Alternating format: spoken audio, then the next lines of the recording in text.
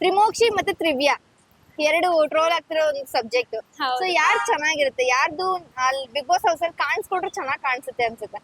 ಮೋಕ್ಷಿತಾ ಮತ್ತೆ ತ್ರಿವಿಕ್ರಮ್ದು ಕಾಣಿಸ್ಕೊಂಡ್ರೆ ತುಂಬಾ ಚೆನ್ನಾಗಿದೆ ಮೋಕ್ಷಿತಾ ಅನ್ಸ್ತದೆ. ಹೌದು. Okay, thank you so much. Trivikram ಅವರು ಮತ್ತೆ ಭವ್ಯ ಅವರು ತುಂಬಾ ಒಳ್ಳೆ ಫ್ರೆಂಡ್ಶಿಪ್ ಮೇಂಟೈನ್ ಮಾಡ್ತಾ ಇದ್ರು, ಅವರಾಗ್ಲಿ ಗೌತಮಿ ಮತ್ತೆ ಮಂಜು ಅವರು.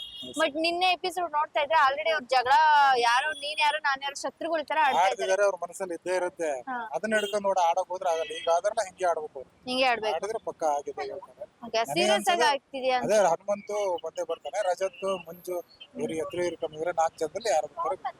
ಹನುಮಂತು ಇದೆ ಬಹುಶಃ. ಏನು ಅವ್ರೆಲ್ಲಾದ್ರೂ ಹಳ್ಳಿ ಹುಡುಗ ಗೆದ್ರೆ ಒಳ್ಳೇದೇ. ಹಾ, ನಾವು ಹಳ್ಳಿ ಹುಡುಗ ಬಡವ್ರ ಮಕ್ಳು ಗೆಲ್ಲಿ. ಬಡವ್ರ ಮಕ್ಳು ಗೆದ್ರೆ ಒಳ್ಳೇದೇ. ಆದ್ರೆ ರಜತ್ ಬಂದ್ಮೇಲೆ ಒಂದು ಇದು ಕಳೆ ಬಂದಿರೋದು, ಕಳೆ ಬಂದಿರೋದು ಅನ್ಸುತ್ತೆ. ಅವ್ನ್ ಬಂದ್ಮೇಲೆ ಆಗಿರೋದು ಕಳೆ. ಓಕೆ, ಸೊ ತ್ರಿವಿಕ್ರಮ್ ಅಂಡ್ ಭವ್ಯ ಅವರು ಚೆನ್ನಾಗಿ ಒಂದು ಫ್ರೆಂಡ್ಶಿಪ್ ಬಾಂಡಿಂಗ್ ಮೇಂಟೈನ್ ಮಾಡ್ತಿದ್ರು. ಸೊ ನಿನ್ನೆ ಎಪಿಸೋಡ್ ಇಂದ ಸ್ಟಾರ್ಟ್ ಮಾಡಿದ್ರೆ ತುಂಬಾ ಜಗಳ ಆಡ್ತಿರೋ, ಒಬ್ರಿಗೊಬ್ರು ಆಗ್ತಾ ಇಲ್ಲ.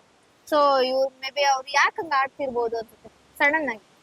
ಸೊ ಈಗ ಅಂದ್ರೆ ಬಿಗ್ ಬಾಸ್ ಎಂಡ್ ಆಗ್ತಾ ಇದೆ. ಜಗಳ ಆಡ್ಬೇಕಾ?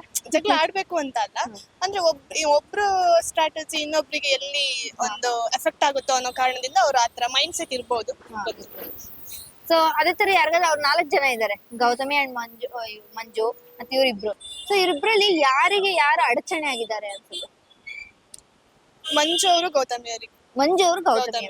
All the best. ತುಂಬಾ ಚೆನ್ನಾಗಿದೆ, ಇವ್ರ ಇಂಟರ್ವ್ಯೂ ಕೂಡ ತುಂಬಾ ಚೆನ್ನಾಗಾಯ್ತು. ಅವ್ರು ತುಂಬಾ ಚೆನ್ನಾಗಿ ಹೋಗಿದ್ದಾರೆ, ಅವ್ರ ಮಾತು ಚೆನ್ನಾಗಿದೆ. All the best and congratulation. ತುಂಬಾ ಚೆನ್ನಾಗಿ ಲೈಕ್ ಮಾಡಿ, ಅವ್ರಿಗೆ ತುಂಬಾ ಹೆಲ್ಪ್ ಆಗ್ಲಿ, ಇನ್ನೂ ಜಾಸ್ತಿ ಹೆಸರು ಮಾಡ್ಲಿ ಅಂತ ಆಶಿಸ್ತೇನೆ. Thank you ma'am.